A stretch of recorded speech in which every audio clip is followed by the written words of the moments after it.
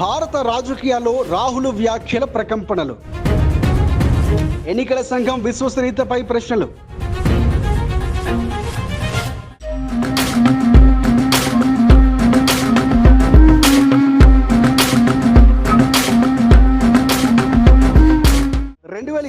లోక్సభ ఎన్నికల్లో కాంగ్రెస్ కు 99 సీట్లు రావటం, రాహుల్ రాయ్బరేలీ, వాయనాడ్లో విజయం సాధించడం రాహుల్ రాజకీయ బలాన్ని పెంచాయి.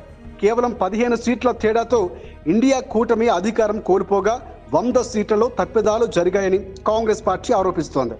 సామాజిక మాధ్యమాల్లో రాహుల్ వ్యాఖ్యలు 2 వర్గాలు సృష్టించాయి. ఇక ఒకవైపు ఆయన విమర్శలు సమర్థించేవారు ఒకరు ఉంటే, మరొక వైపు బీజేపీ అనుకూల సమూహాలు. అయితే ఆరోపణలు ఆధారాలతో నిరూపించకపోతే ఈ విమర్శలు కేవలం రాజకీయ లాభం కోసమని భావించే ప్రమాదం ఉంది.